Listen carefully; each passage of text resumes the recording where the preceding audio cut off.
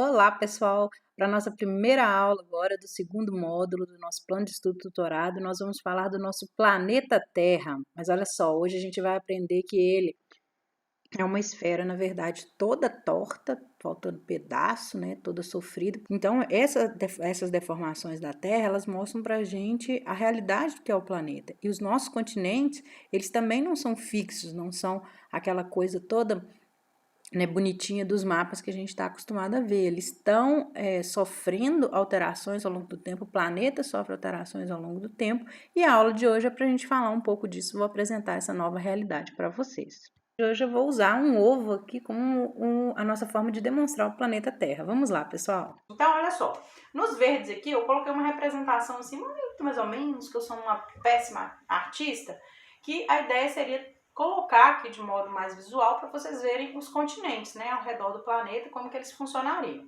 Esses tracejados azuis aqui, a ideia é que eles representem pra gente uma coisa muito importante, que são as placas tectônicas. Então, olha só, a Terra, embora, né, a gente veja sempre o globo terrestre como uma massa sólida, ela é formada por coisas muito diferentes ali, inconsistências muito diferentes.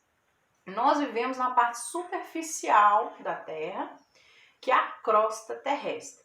Ela é bem fininha, então nós vamos representar ela aqui com a casquinha do ovo. A crosta tem esses continentes espalhados, tem os oceanos e tem esses vários cortes ao longo dela que são as placas tectônicas. Embaixo dela tem o magma, que a gente vai falar dele. O magma, ele é mais ou menos derretido, então ele fica movimentando e acaba arrastando as placas tectônicas para um lado e para o outro. Então a gente tem que imaginar que esse ovo aqui, eu vou tirar os continentes para ficar mais fácil, esse ovo aqui, a casca dele estaria se movimentando o tempo todo, em pedaços grandes, pedaços menores, se arrastando. É lógico, gente, que é um arraste muito, muito, muito devagar. Então leva milhares, às vezes milhões de anos para uma movimentação poder ser realmente vista, né, a olho nu, observada, que a gente poderia dizer, olha, aquele continente andou tantos metros, porque são centímetros, às vezes milímetros, que se movimentam por ano, e isso pra gente, né, é muito pouca coisa. A gente não consegue acompanhar, visto que a gente vai viver, se tiver sorte, uns 100 anos de idade.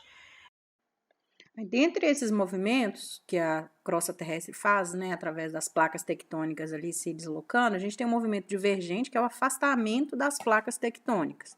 Elas se arrastam em direção contrária. No caso aqui das placas sul-americana e a placa africana, a gente vê que as duas setinhas aí, ó, uma indo para cada lado. Isso representa um movimento desse, um movimento divergente, que é a placa se distanciando. A gente vê que a placa sul-americana até encaixou um dia, né, na placa africana. Outro movimento é o movimento convergente, que é quando uma placa ela se enfia, né, se aloca debaixo de outra placa. Isso acontece, por exemplo, com a placa do Pacífico e a placa indo-australiana. Pode acontecer das duas placas também se afundarem juntas para dentro do manto. Então, uma placa vai ser consumida ali pela temperatura do manto, que, né, ela vai desaparecendo ali por baixo da outra. Também um processo muito lento. Olha as setinhas aí mostrando que elas estão se encontrando. Agora, no movimento transformante, a gente tem as placas deslizando paralelamente uma à outra. Olha só, gerando atrito aí. Uma vai para um lado, outra para o outro. E esse movimento gera terremotos graves. Então, a gente tem a região caribenha ali, e né, ao sul da placa norte-americana, mas na região da América Central, placas se deslocando dessa maneira, gerando graves terremotos. Então, essas partezinhas, né, que formam a crosta terrestre, que são as placas tectônicas, elas estão sempre ali se deslocando para lá e para cá. E aí isso faz com que elas gerem uma vibração no solo. Essa vibração a gente conhece por terremoto. Em algumas vezes essa vibração acontece debaixo d'água, né, na parte da crosta que está sobre os oceanos. E aí gera os tsunamis, porque na hora que vibra gera terremoto, a água se desloca e até chegar na borda, né, do continente, onde são as praias, a onda aumenta demais e gera um tsunami. Então, essa movimentação das placas é o que garante aqui que os continentes, né, têm uma mudança ao longo dos milhões de anos de forma.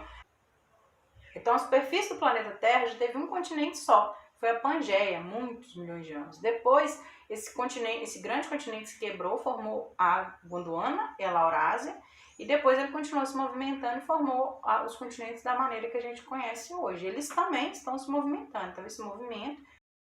E esse movimento é o que a gente chama de deriva continental. Os continentes a deriva sobre o manto, gerando um movimento que causa terremotos e também que levam à ocorrência de vulcões, por exemplo. O que é o vulcão? Em alguma parte do planeta lá você tem uma parte da crosta que é mais fininha, mais fácil, né, de ser rompida pelo magma. Então o magma aproveita essa abertura, né, porque é muita pressão, é muito calor, e ele acaba emergindo ali e liberando a lava, que nada é mais do que o magma em si, né, quente. Aí ele resfria na superfície da Terra, formando novas rochas. Mas aqui, essa movimentação das placas tectônicas é constante e acontece no planeta inteiro. Alguns continentes, eles estão inteiramente em cima de uma placa. Vou inventar um aqui, aleatório. Ele fica assim. Ele não vai sofrer terremotos, né? Não vai sofrer com grandes desastres relacionados às placas tectônicas. É o caso do nosso país. O Brasil está em cima de uma placa tectônica, então por isso que a gente não vivencia grandes terremotos nem nada disso. Agora, se o continente, né, a região de um país estiver em cima de divisas de placas tectônicas, aí a gente tem um problema, porque são locais de muita instabilidade tectônica ali e acaba que gera muito terremoto, gera tsunami também. Então tem vários países aí do mundo que lidam com isso até de maneira assim, né, rotineira, por causa, né, da localização deles em cima ali do planeta, em cima das placas. E aí, se a gente tirar toda a casca do ovo, e aí vamos dizer que isso aqui é a crosta terrestre. Então essa casquinha aqui é onde a gente vive, é onde está situada toda a vida do planeta. Se a gente tira essa casca, meu ovo tá horrível, tá, gente? Finge que ele tá lisinho. Se a gente tirar toda essa casca, a gente vai chegar à parte do planeta que é o manto terrestre, né? O manto da Terra. Ele é uma consistência de brigadeiro, mais ou menos. Ele é pastoso. Aqui é um ovo cozido, né? Não dava para eu representar ele molengo aqui. Mas ele tem essa consistência mais molenga ali, mais pastosa, exatamente porque está muito quente, pressão ali demais. Então, os minerais que estão ali, né, estão derretidos ali, estão em estado líquido ou quase líquido por causa da temperatura e da pressão. Esse processo de liberação, né, do magma forma rochas ali a temperatura ambiente, e essas rochas são as rochas vulcânicas. E aí, esse manto aqui, ele libera, ele é responsável, né, por renovar as rochas que estão na superfície da Terra ao longo dos milhões de anos, bilhões de anos de idade da Terra.